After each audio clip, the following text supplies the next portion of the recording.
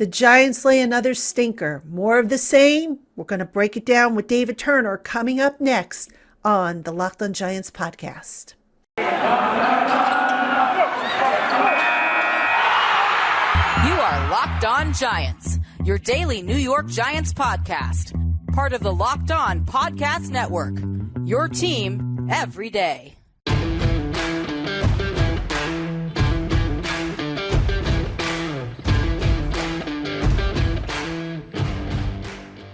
Hello, New York Giant fans, and welcome to another edition of the Locked On Giants podcast, part of the Locked On Podcast family, your team every day. Patricia Traynor here with you, and thank you so much for making us your first listen of the day, or if you're watching us on YouTube, your first watch of the day. And folks, you know, I tell you, I love you guys so much that I'm going to sit down and I'm going to do this show for you because this was just really, really bad. The Giants losing to the Chicago Bears 29-3. And my good friend David Turner is with me again. We're going to try and make sense out of this. We're going to talk about some of what was said after the game. Joe Judge going on a lengthy soliloquy, if you will, trying to explain why people should have faith in the program. So we'll try and make heads and tails out of all this stuff for you. I don't know how well we're going to succeed because I don't know that I can fully understand it. David, can you understand what you saw today? Because, I mean, you know, people have said, oh, you know, Glennon is the backup quarterback, so he's not very good. They didn't have receivers. They didn't have this. They didn't have that. They didn't have an offensive line. Are they just making excuses, or is it legitimate, you know, that their talent level just isn't competitive? Okay, well, you got about 3 hours for me to explain this, or do you want the Reader Digest version? The Reader's Digest version, probably. I'll do my best, which, as we know, isn't good enough sometimes. But, the soliloquy, whatever you want to call it at the end of the game, seemed like cover my ass type conversation. And don't blame my coaching, okay? Let's blame that we have our backup quarterback in, our offensive line's terrible, yada, yada, yada. Okay. Well, I'm not a big believer in excuses.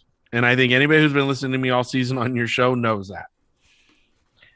If you are going to tell me you can't coach your way out of a paper sack, then you should not be the head coach of a national football team. Sorry. You shouldn't. And if they go, well, you know, we didn't have our backup in, we had our backup in. You guys gave up. How many times was the damn quarterback sacked today? 4 times. And intercepted? 2 times. And fumbles recovered against? Fumbles recovered. Let's see. They lost 4. They had 4. They lost 2. Okay. That's made the Bears defense the number 1 fantasy defense today. In the first 4 plays from scrimmage, you were down, 14-0 because you had a sack fumble, right? And then you had an interception. So let's just talk about play calling. Okay, hold on. I'm going to back up. I'm going to go just straight talent. Are you telling me that the Lions have a better football team than you right now? Because the Lions had their backup quarterback in today, and guess what? The Lions scored 27 or 29 points. Now, did they lose 29 to 51? Yes, they did. Have they won 2 of their last 4 games? Yes, they have. Are they 2-12-1? Yes, they are. But they scored 29 points today. Giants, you scored 3. You scored 3. And you weren't playing one of the top defenses. You were playing the Bears. Okay, now do they have a good pass defense and a good pass rush? Yes, they do. Yes, they do. But where was running the ball? I know Barkley would have 85 yards rushing or something today. 102, yeah. He went 102 for 21 carries. And that's a lot better. And Booker had 46. But you scored 3 points. You scored 3 points. Now, I don't have it in front of me, but over the last 4 or 5 weeks, I think you're under 30 points you've scored in the last 3 or 4 weeks. Oh yeah. Pretty sure. Yeah, they have a 5-game losing streak going on, and I think in 3 of the 5 games they have failed to score a touchdown. Right. And against the New Orleans Saints, they only scored a touchdown because they threw it to the tackle, right? Okay. So No, the Saints. They had a big game. You're talking no, there about was the one Chargers. game. What was The Chargers? maybe was it the Okay. Chargers or the I know they had to Dolphins? throw a One of those tackle two. eligible to Yeah, it score was in one of one those game. games. I know. I know. I just can't remember which game it was, but The Jets scored 24 points today against a much better defense in Tampa Bay. And then you had, you had the Eagles and the Washington football team go at it. And the Eagles scored 20 points today, and the football team, they scored 16. The lowest scoring teams today were the Dolphins and the Giants. So you can't tell me, or if you're telling me you can't coach the talent on your team to scoring more than 3 points, and it's all the talent's fault, why is the coaching not taking any kind of blame here? Did the talent, maybe it was the talent who had the brain fart on the kickoff where they thought it was going to roll into the end zone, but I didn't see the talent go over to the sideline and get their butt ripped. I got people going, oh, it's okay, it's all right over on the sideline, which then turned into a safety, if I'm not wrong. Okay. So again, I'm not going to sit here and hang it all on the talent because, again, you did have Galladay, you had Ingram, you had Rudolph, you had Barkley, you had Booker, you had Sills all in the game. Okay. Receivers today were targeted, if my numbers are correct, they were targeted just, hold on, I'm adding this up, 4, 6, 11 times. They were targeted 11 times. That's total. You're talking just receivers? Oh, I'm sorry. That was total. So Booker's 3 and I'm Barkley's counting 1. 4. 4 out of the 11 went to wide receivers. Four targets for your wide receivers. Yeah, Booker and Barkley combined for 4, and then your tight ends 3. And your quarterback threw 11 passes today and 4 completions, 2 interceptions. And they go, well, see, he doesn't have a backup quarterback.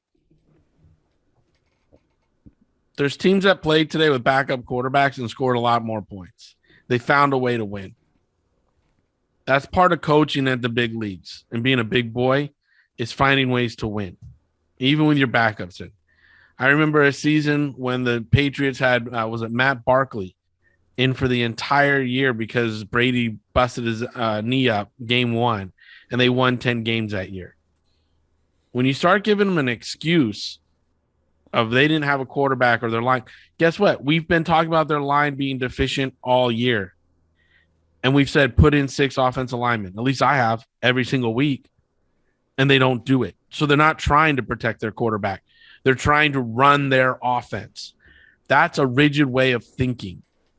When you are so rigid that you cannot put a 6 offensive linemen in and protect your quarterback to give him more time. And Glennon's going to need more time. Like, that. And yet you make 0 adjustments. Like today when Quinn set the Bears single season sack record against Glennon on that sack fumble, they tried to chip Quinn with a receiver to help Thomas out. I'm like, why didn't you just put the tight end that way and double Quinn with Thomas and the tight end? They did go on the first series, though. They did go, I think, with 7. They had an empty backfield, and they still got the strip sack fumble. So I don't know what happened there. It looked like somebody went out maybe, and I don't know. Maybe they were giving them the max look protection look, and they didn't. I'd have to go back and look at the play, but I know they had an empty backfield. But just bottom line is today, and you've said this before on the show, you've said that Freddie doesn't build off of each play. And today really felt like it was an exhibition game, like, oh, let's just try this, and see what happens. Well, and is there any bigger sign that the coaching staff waved the white flag than 11 attempts by your quarterback? Well, they couldn't protect him, obviously. Either that or I get it, but you're playing the Bears Dalton, okay, threw 35 passes today, 18 completions for 163 yards. Their running back, Montgomery, who's a hell of a back, only ran for 64 yards on 22 carries. Now, one of those touchdowns was a give me. It was a second play of the game or whatever for them up the middle for like a 2-yard score, right? That was his first touchdown of the game. They did a pretty good job holding him back after that. You know what I mean? Like, yeah, he got a second touchdown in there, but he's a heck of a back. And for me, when you look at this, I don't see a bigger waving the white flag than 11 attempts. 11 attempts by your quarterback. I would challenge to see if there was another quarterback at all in the NFL today that had 11 attempts. Yeah, but David, I mean, you saw Glennon's passes. You yourself have said that he makes guys work for it. And I think at one point during the game, I tweeted something to the effect of, gee, the next time Glennon gets a ball within the receiver's catch radius is going to be the first, because he was, I was watching them. Okay. He was throwing them just to the outer edge of the catch radius. And you know, we've talked about this. I know. I'm just saying coaching wise here. Okay. I'm not, we know Glennon's terrible.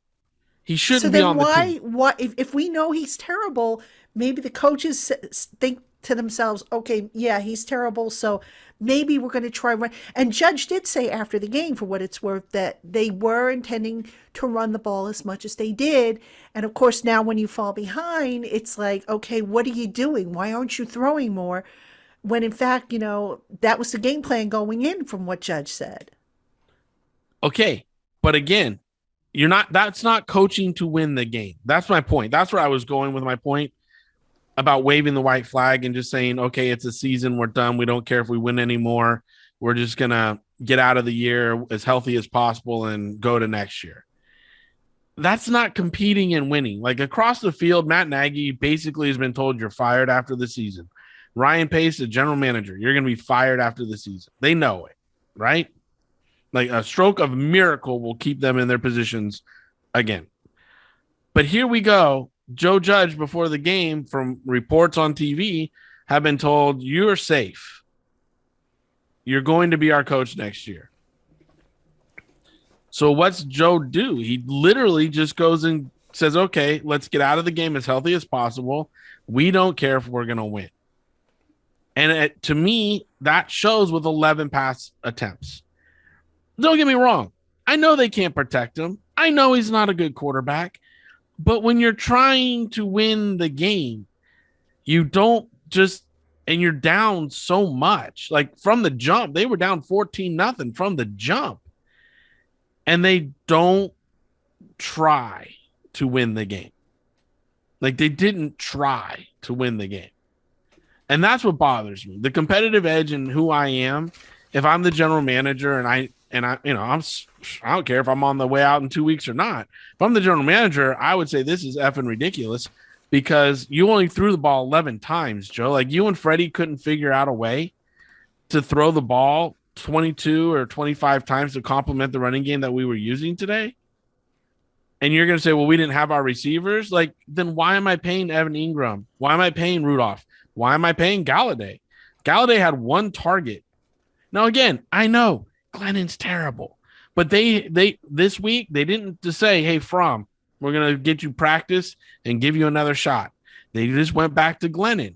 Last week, they were a quick hit on Fromm and went back to Glennon, right?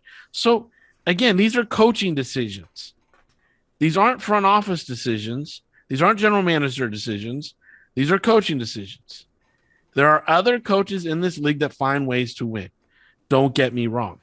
I don't like Glennon, but I don't like the coaching decisions that I'm watching here on the field.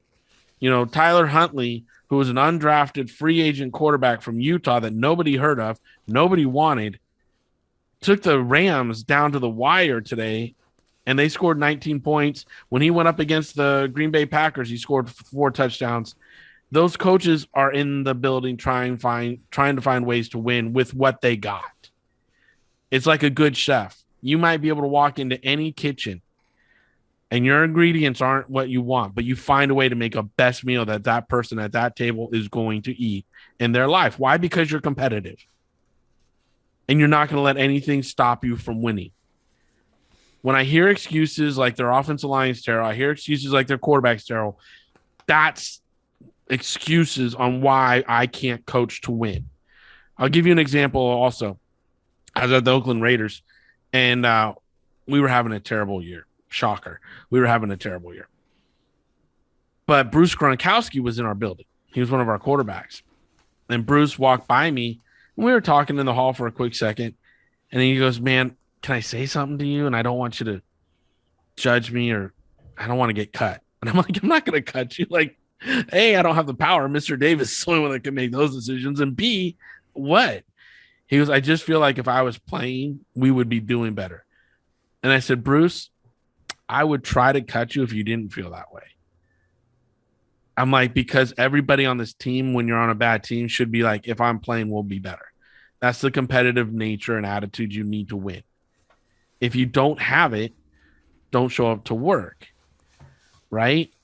And I know I'm rambling on this a little bit, guys and gals. I hear you. But I just want you to understand, like, these coaching decisions that are being made, it's what they get paid to do. If you had the perfect team, you wouldn't need the perfect coach. The perfect team at Peyton Manning at quarterback and Marvin Harrison at wide receiver and Al Toon at the other wide receiver and Frank O'Hara running the ball, right? Jackie Slater at tackle. They don't need to be coached. They just line up and dominate. Coaching and team play is very important. And these coaching decisions we're seeing over this whole year, they started slow. And Joe just said, well, I'm kind of using the first few games as an extension of training camp to figure out what I got.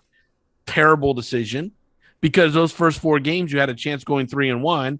And conversely, I think they went 1-3. And now look at them now. 0-3. Sorry, 0-3 right off the gate.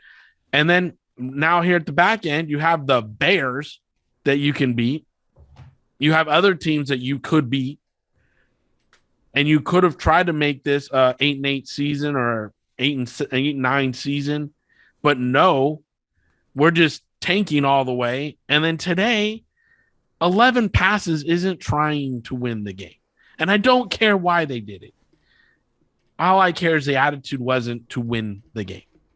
All right, Giant fans, we have more coming up on today's show. But first, it is the new year, which means that New Year's resolutions are abound. And if one of yours is about getting fit and eating healthier, make sure you include Built Bar in your plan. Built Bar is the protein bar that tastes like a candy bar. It's covered in real milk chocolate, but it doesn't have that waxy or that chemical or chalky taste that most protein bars have. Built Bars are available in nut and nut-free variety, and they have all kinds of different flavors, including a selection of limited time flavors that rotate on their site. And most Built Bars contain about 130 calories, 4 grams of sugar, 4 net carbs, and 17 grams of protein. Built Bar makes it easy to stick to your New Year's resolution to eat right without the guilt and without the calories. So head on over to BuiltBar.com and use our special promo code LOCKED15 to save 15% off your first order. Again, that's code LOCKED15 for 15% off your first order at BuiltBar.com. Let's talk about what Joe had to say afterwards. And for those who are watching and listening to this, I'm actually going to, before we get into the conversation, I'm going to play the whole 11-minute clip so you guys can hear it if you haven't heard it. And then, David, you and I can talk a little bit about some of the highlights. We talk inside a lot, okay? And I don't ever ask for patience from anybody. Just get that clear right now, all right? And the fans have every right to have an opinion. That's why they're fans. They have every right on that. You buy a ticket to come in the stadium, you have every right to boo me going out the stadium. That's the way it is. That's what we sign up for, right? And it's New York. It's supposed to be a tough place to be. Certain cities in this country, they don't even know if their team's playing today. All right? So you sign up for a job in a city like New York, you expect to have this. I never shy away from that. I ain't worried about that at all. But we talk internally, you look at a lot of things moving in the right direction, and you know the targets of what you have to improve going forward. The important thing is when you know the direct targets of what you have to improve, and no, I'm not going to go individually in these today. All right, but when you know the direct targets of exactly what you've got, and you look at what you've got to make in a short term and go ahead and make a quick turnaround to build on the things that you've done well, right? I say it all the time. There's things we've done well we got to build on, right? So when we look at overall what we're doing, there's a number of things going in the right direction that we know they're foundational things, the things you have to put in place for the team to have success on and off the field, okay? The important thing is when you have those direct targets, you got to find a way to minimize the things, okay, that you struggle with. And you work your hardest to go ahead and make sure you give yourself and your team a chance for success by trying to take certain aspects away from the game so it can't expose you as a weakness, okay? And then you want to play to your strengths as much as possible.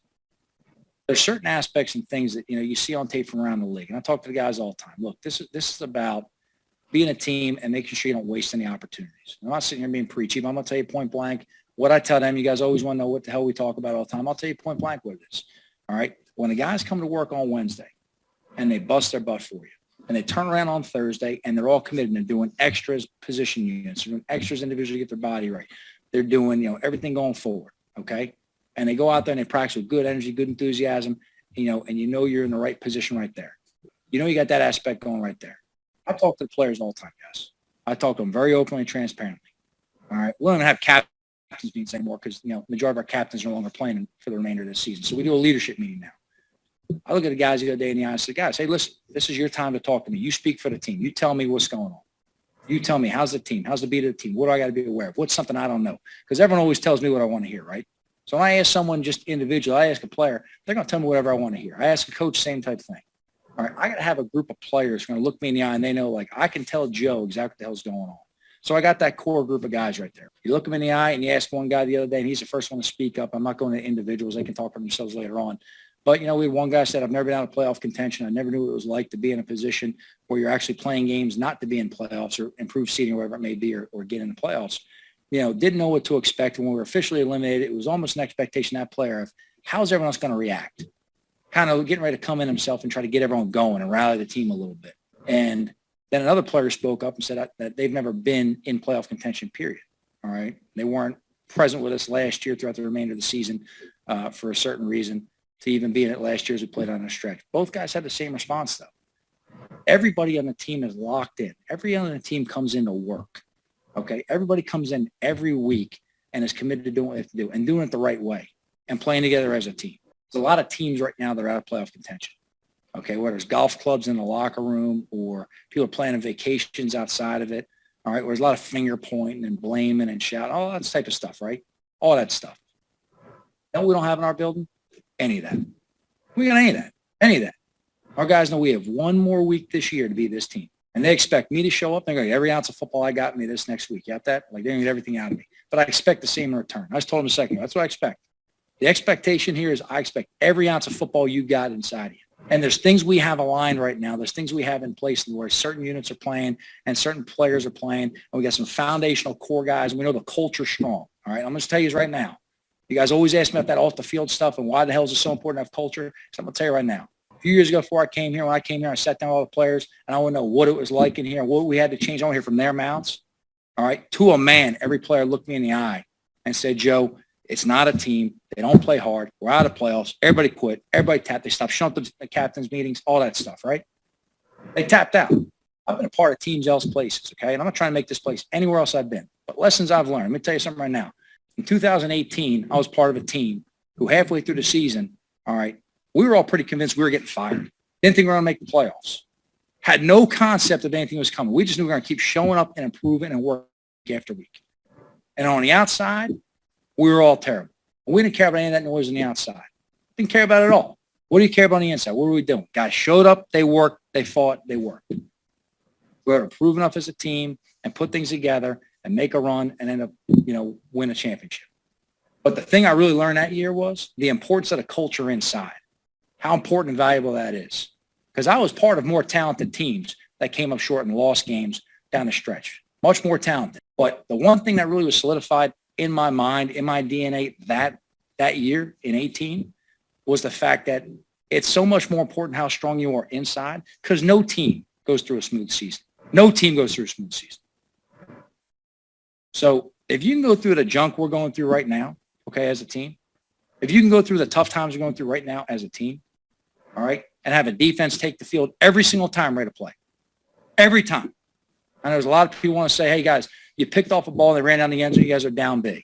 So we could turn around and say, yeah, you guys, get your butts back on the bench. We're down, we're not celebrating. You know what, though? They play every play with enthusiasm, every play with energy, every play with each other. I want to celebrate. I want to see that energy and that passion. That's how they practice every day, okay? That's how they practice every day. I want to see them play that way as well. That last fourth down they stopped them on, so that's 2 games in a row where game was over, right? We're out. It's done, okay? Vegas is already paying out people. Like that's done, all right? But it's 2 fourth downs in a row, 2 weeks in a row, that I'm sitting there watching our defense finish the way they got to finish. 4th down, stop Logan Ryan last week, shooting the gap and stopping him, and a good wall build on the opposite side to stop the run. Tay dropping back into coverage and making that play right there, or on that little kind of Tebow wildcat pass, whatever the hell you want to call it right there. So this ain't a team that's having fist fights on the sidelines. This ain't some clown show organization or something else. You talk about the foundation built. Some of the things that the toughest thing to change in a team, the toughest thing to change in a club is the way people think. You understand that? That's the toughest thing. You can get new players. You can have in your damn locker room all you want. You got to change how people think. And you got to change how they believe in what you're doing. And they got to trust the process. And that's a lot easier said than done when they're looking up right now and you got 1 game left and the most games you're going to win is 5 this season. But I guarantee you this. Those men are going to walk in on Wednesday and be ready to roll. We're going to practice hard on Wednesday. We're going to practice hard on Thursday. We're going to practice hard on Friday. And we're going to play for each other on the field next week. If we don't play well, every fan has a right to boo my ass out of the stadium. You got that? That don't bother me. I don't want it. I don't think anyone wants to get booed, okay? But the reality is, that's all right, okay? It's all right. They have that right. So the fans are every bit right to ask what you're asking, 100%, okay? 100%. And I get about a dozen emails a day, 6 of which asking exactly what you're asking, the other 6 offering full support the other way. To me, both are great. If you think I sit on back and I say what we're doing right now is good enough? No, it's not. But I know this. I know the first time I ever talked to you guys in front of a microphone, what the hell did I talk about? Foundation, right? If I'm building from the ground up, building the right thing. Now, you guys ain't been in the building for 2 years now with this COVID. All right, but I'll tell you right now, all right, if you're in the damn building, you walk on through our locker room, you ain't seeing that crap you saw before. You ain't seeing guys right now planning vacations. You ain't seeing golf clubs in front of players' locker. You ain't seeing that stuff. You ain't seeing that, right? And that's not because of some high school program we're cracking with. It's because our guys understand how to play together as a team and they understand the process of how they're going through. So I can go into a whole X's and O's evaluation. I can go through a roster evaluation. I can do a lot of things for you right now, okay? I do it every day myself. I go through all that stuff. But in terms of the next step to take, I can tell you right now, I know we're a whole lot closer to where we're going than we are further away. I can tell you that right now. I can tell you we got more players here who are going to be free agents next year, all right, who are in my office every day begging to come back. I know that. Or players that we coached last year that still call me twice a week talking about, how much they wish they were still here and they're getting paid more somewhere else. I know we've got the right foundational pieces in. I know we have some players, some key positions, right, that are guys you can build with, keep carrying on. I know we got the right temperament. I know we got the right culture in terms of teaching the players, okay, which is why I don't come up here and try to assassinate some player, which I think is going to save my ass. Because behind closed doors, when we shut those doors, I can tell every player to a man, look him in the eye, exactly what the hell he screwed up on and exactly how it's got to get fixed. I can tell him to hold him as accountable as can be. Because I ain't going to sit up here like some other coward sitting behind the microphone and put his players on blast. That's it. I signed up to be the head coach here. Whatever bull gets fired, they get fired for me. You got that? It's got to go through me to get to them. And that's the way it is. But look, I'm not asking them to be patient. Trust me, guys. I'm not the most patient guy myself. I'm committed, all right? But I'm not the most patient guy myself. But I'm proud of the way these guys continue to fight and the effort they play with, all right, and the way they grind it out. But again, the toughest thing to turn over in a program, the toughest thing to change is how people think, how they think. You got guys right now that are wired the right way. They're wired the right way. Okay, so some of what Joe had to say, and I'm looking at the transcript here because, goodness, that was, I don't think I've ever seen Joe this passionate, if you will. He spoke about wanting to, all right, first off, the question was, why do you have faith that you're going to get this turned around? So what's your response to people? And he talked about the culture. He talked about how in the locker room, you don't see guys giving up. You see guys doing extra work at practice. You see guys, they don't have their golf clubs by their lockers ready to go and end the season now with there still being time. He talked about there being no fist fights, how people are playing hard, how they're playing with enthusiasm. But all that's great that they have this strong culture, but what good is culture if you're not winning? Answer me that.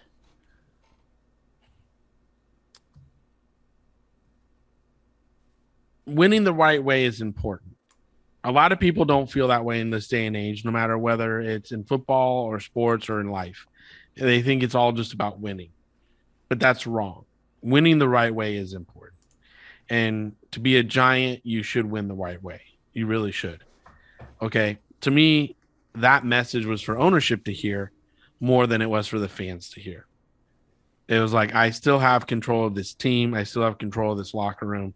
I have control of this culture. I'm building the culture the way you want it, Mr. Tisch and Mr. Mara. That is what that was. When I listened to that, that's what I heard. Okay. That being said, you're not doing it the right way. Did we see a lot of fire and brimstone today on that offensive line? Are they firing off and dominating that defense? No. Did we see, people just absolutely manhandling the opponent? No. And you didn't coach to win. So I don't, and again, yeah, you're not the Washington football team where you have players punching at each other on the sideline. Good, Joe. Great. You know what? 31 other teams don't have people fighting either. But guess what? We're not calling it the best culture in the world. I mean, it's called being an adult and going to work, right? So I don't believe that what Joe is doing is building a culture to win the right way. I think that's false. And that's a snake oil salesman's pitch. Okay. I don't see it. I've been in locker rooms done the right way, and I get it. And you know what? We've had fisticuffs. And you know what happens? They're like brothers fighting. It's because they all want the best out of each other. And when they don't get it, they demand it of each other. There's a fire. There's a passion. There's like, man, I'm doing my job. Why aren't you doing your job? They call each other out. They hold each other accountable. So you're talking to the wrong person, because I don't mind fire in the belly and a couple out skirmishes at practice. At the Giants, I used to watch them all the time at camp. And you know what would happen? You break it up, and afterwards you walk in the locker room, you hear the coaches go, man, that was fun. That was fun practice, wasn't it? That was a good practice. Those boys were heated at each other today, because they knew those guys were trying to compete for a job, and they were competing. They cared. They wanted to be on the field, right? I've seen players get benched and lose their mind because they want to play. And then the next week they come out and they play, their tail off. I don't see that fire in the Giants. I see solid defense. That we saw today was solid, not great, but solid defense. We've seen, hit and miss defense over the last 4 or 5 weeks. There were some weeks that we've come on here and we got, goo, that was really great. Then last week we saw defense that we were like, what the heck was that? That was trash. Today was solid defense. But I see no spark from the offense. You've gotten rid of Jason a while back now. You even had a vacation in Tucson to regroup and get everybody together. Nice little spa days. But we haven't seen an emergence of a powerful offense here. We haven't. And they go, well, we don't have our quarterback. Well, quit running the quarterback and maybe you'd have a quarterback. Quit calling bootlegs. Maybe you'd have one. I don't know what the neck injury is, but I know you keep calling bootlegs. So, that's a coaching decision. You're going to put your quarterback in harm's way. Coaching decision. They're trying. Yeah, but, they're trying. In fairness, I mean, he's got a skill. So they're probably figuring, okay, let's take advantage of it in select situations. It's not their fault that the quarterback doesn't know how to slide and refuses to slide. I mean, if I'm being fair. But, But if agree. Mr. Davis used to say it all the time, don't ask players to do stuff they're not good at. Okay, why? No, I agree. Because I don't pay, and you know what he say? I don't pay them to do stuff they're not good at. I pay them to do what they're good. All right. For what it's worth, though, I do agree. This is why I don't like mobile quarterbacks. I mean, I got spoiled with Eli, and before that, Phil Simms for a number of years. Give me a statue quarterback any day, because those guys, where they're going to be, and they're going to move around to get out of harm's way, but not be runners. I'm with you on that. But, in fairness, it's like, if you're a coach and you're trying to put somebody in the right position to be successful, and the guy can run. That you just got through talking about, you're not put, why didn't they throw the ball? Glennon can throw the ball. Okay, well, why not run Jones then? I mean, and I get your point. You've got running backs to do it, but John Elway was a heck of a runner. Right? We can all agree on that. Everybody anybody who watches football, John is a heck of a runner. He didn't win a Super Bowl until he let Terrell Davis do the running. Okay? So, in my opinion, the best quarterbacks play from the pocket. The best ones play from the pocket. And if you just call the plays, they play from the pocket, and his checks are playing from the pocket, not anything. You tell them, listen, Daniel, we need your arm talent. We don't need your leg talent. And you make that a requirement. That's a work requirement. That's a play calling thing. And Daniel still calls his bootlegs and his own numbers. I think it would be more apparent. But so many of these calls, when I watch them, look like they came from the sidelines. And you have the talent around him. I learned that from Greg Knapp. Like, when you have the talent on the football team, as the offensive coordinator's job is to utilize the talent. That's what they pay them to do. Greg Knapp taught me that. And that's his job, is to utilize the talent. We're not seeing a really good chef. Jason wasn't a really good chef with the talent they had. We agreed to that. And now we're seeing with Freddie. We're not seeing them utilizing the talent they do have around them to be a really good team. I still believe, like I came on here last week, there are players on this team. You can be a good team. You played the Bears today. The Bears were 5-10 before the game, and the Giants were 4-11. So it's not like you went up against. Again, you're not going up against the Buccaneers or the Kansas City, or you know what I mean? You're not going up against one of these playoff destination teams. You're going up with the pick behind you in the draft. And you lost 29-3. No, I get it. You're going up against a coach who's going to lose his job, and a general manager is going to lose their job because his team isn't good enough for the Bears. And you lost 29-3. Hey, Giant fans, this is Patricia Traina with an incredible app that everyone who drives a car and buys gasoline needs to know about. That's right, the Get Upside app. It allows you to get up to 25 cents for every gallon of gas every time you fill up. Just download the free Get Upside app from the App Store or from Google Play right now and use the promo code Touchdown when you sign up for an account to get a bonus 25 cents per gallon off on your first fill up. That's up to 50 cents cash back. Don't pay full price at the pump anymore. Get cash back using the free Get Upside app and cash out anytime you want to your bank account, to PayPal, or get an e-gift card for Amazon and other brands. Again, that's the Get Upside app, and that promo code for 50 cents off per gallon on your first fill up is Touchdown. Looking ahead, there's one more week left, all right? What can be salvaged from this mess? Because it's clear that the house is collapsed in, that, this team is just it's not very good. Injuries, COVID, whatever reason you want to give, coaching, it's not very good. What can be salvaged, and what are the priorities to fix, like ASAP? As soon as that season's over, we got to fix this. We talked a lot about it last week, and everybody in my voice today can hear me say it, right? Like, I lost my faith in Joe Judge. It doesn't sound like ownership has, but I have, okay? I think there's very talented coaches that are on the street that could potentially take this team over and roll with it. There's some very talented coordinators that could take this team over and roll with it and do well with it. Because I really do not feel the talent level is beneath a lot of other teams. And again, we can go through the whole NFL and I can tell you, I mean, over 15 to 20 teams have worse rosters than this roster. Okay.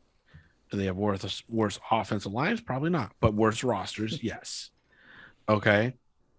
That being said, I just think that if you want to win next year, you know, you might need to blow it all up. But if you don't choose to blow it all up, it makes no sense to me to keep the coach or have Dave walk off into the sunset, and give it to Kevin. If you're going to keep the coach, you might as well just keep the band together and roll with it one more year. Again, you're going to have 2 top 10 draft picks. You're going to have, is it next year they have 9 draft picks in total? 9 so far, I think. Yeah, 9 in total. So that's a lot of capital. You have to 5 of them are going to be the top 100. That's what I'm saying. You're going to have 5 in the, and again, 5 in the top 100. If 2 of those are offensive linemen, corner, pass rusher, or linebacker, I'd probably go middle linebacker there. And then a weapon, whether it's a weapon on offense or defense, a pass rusher or a running back or something, or receiver. That's a lot of talent. 5 in the top 100, it's a lot of talent. And, you could fix a lot of holes with that. So, again, if you're going to keep the coach, to me, it makes no sense to just give the reins to Kevin. You might as well just let Dave fix it and then ride off into the sunset next year if it doesn't work. Working on the coach and the GM on opposite years, to me, makes no sense. It really doesn't. If you say blow it up. And then otherwise just blow it up and find a very strong GM. The more I talk to friends in the league and the more I talk to people around the league, coach-focused teams are really far behind in talent development because they constantly just work on trying to draft for the next year and pieces that fit the next year and not 4 or 5 years down the line. And that's really the talent that, Ernie taught me that. Ernie, of course, he taught me that. It was like the role of the general manager is not the personnel guy. And if an owner's mindset is there, then they don't trust the general manager. The general manager is there to protect the organization from the coach's mistakes in the cap and in discipline and stuff. The coaches really just need to coach the team. And you put the team on the field, but in essence, working with the coach. Everybody needs to work with each other, but the organization needs to be guarded by the right GM. Yeah. GM should always be focused 3-4 years down the line, making sure the cap's in order, the talent's there, and eventually coaches have to just coach the team and focus just on coaching the team. Don't complain you don't have the talent. And here's the other thing. If you truly don't have the talent, the GM needs to go, hey, he doesn't have the talent. The coach doesn't have the talent. Like, we don't have it for him this year. Like, just be honest and ownership. Hey, we don't have it. This guy got hurt. That guy got hurt. This guy, we had to cut because of cap reasons. So it's just not there. Manage expectations is one of the hardest things I've ever had to do in my life in business. But managing owners' expectations, coaches' expectations, players' expectations is the role of what's called the general manager. That's why that's the title, general manager, because you have to manage people, expectation, caps, drafts, scouts. You manage. The talent to manage is being decreased exponentially. And I think for the Giants, to have that strong general manager is important. They need to have that. Yeah, they need a George Young part 2 for sure. But wow, this has been one hell of a roller coaster ride. One more week left to go. And then we can start the rebuild, the healing, whatever you want to call it. Just been a real rocky type of road, my friend. And I feel like I feel bad because it seems like we keep talking about the same things over and over again. But look, it needs to be said. We can't sugarcoat it, and we'll see what happens. We will find out probably. Let's see. This time next week, probably this time next week. Yeah, this time next week on a Monday. We'll find out for sure what direction the Giants go in. It'll be certainly worth keeping an eye on, and we'll have a breakdown of everything. We'll talk about it. We'll do the last game. Maybe we'll see if the last game's even worth doing. We might just go right into the to the off season and do a breakdown there. But anyway, always appreciate your time, my friend. I want to thank everybody. I know tonight I was a little rambly. I was a little all over places. Thank you for bearing with me. It's just hard for me with a building I care so much about. Like my Christmas present from my daughter this year was a Giants t-shirt. Like she knows how much I love the Giants, and it's just I care a lot about this organization, obviously a lot about Dave, but the Maras too. I mean, I wouldn't be where I am today without the Maras, you know? So I appreciate everybody's patient with me tonight, listening to me talk about it and everything, because it's just hard. And I want to win every game, and I want them to win every game. And so like, I can't say it enough. It bothers me when I don't see a coach on the sidelines trying to win every game. Even when we fired Jim Fossil with like 5 or 6 games to go in his season, and he coached out the rest of the season, even though he knew he was getting let go that year, he still tried to win every game. You know, like, and so for Judge to get the vote of confidence to, hey, you're going to be back, but then to only allow your quarterback or your offense coordinator to throw 11 passes today, it's not the right Giant attitude to win the game.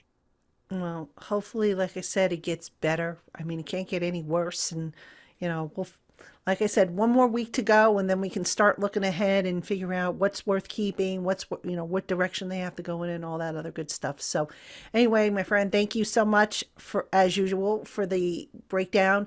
Giant fans, thank you for tuning in. Make sure you get your questions in. We're doing Twitter Tuesday tomorrow. I know some of you already sent in questions, and we'll cover those. We'll do a show Wednesday, Thursday, Friday. Like always, we've got one more crossover show to do, and then that's wrapped up. So hope you'll tune in here on the Locked On Giants podcast. For David Turner, I'm Patricia Traina. Thanks for watching.